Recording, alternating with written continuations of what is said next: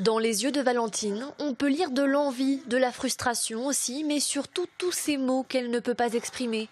Atteinte du syndrome de Rett, une maladie génétique rare, Valentine s'est développée normalement jusqu'à ses 1 an avant de perdre la parole et tous ses acquis moteurs et cognitifs. Alors, grâce au rendez-vous chez la psychomotricienne, elle réapprend à réaliser des petits gestes simples comme tenir des objets ou les pousser.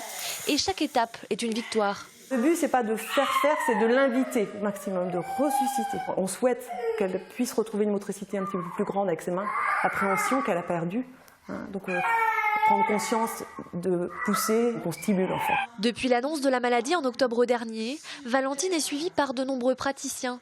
Et après l'effort, le réconfort, avec un bon goûter à la maison à base de compote. Valentine ne mange que mixé, parce qu'elle a des soucis de déglutition. Et puis du coup, elle n'a pas non plus la mastication, donc elle ne prend pas de morceaux. Et puis Valentine est allergique au lait de vache, donc en fait, nous faisons tous les desserts avec du lait de riz.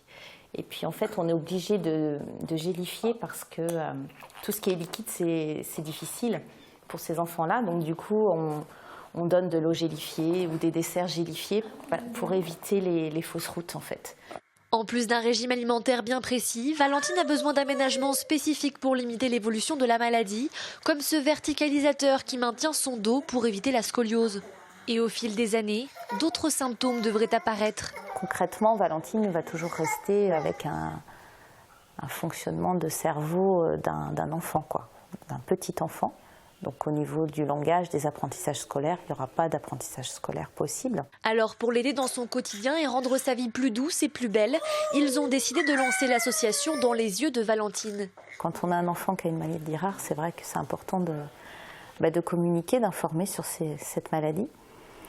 Et puis ensuite, pour avoir du soutien, donc du soutien moral, du soutien aussi financier, parce qu'en fait, il y a pas mal de choses qui ont un coût.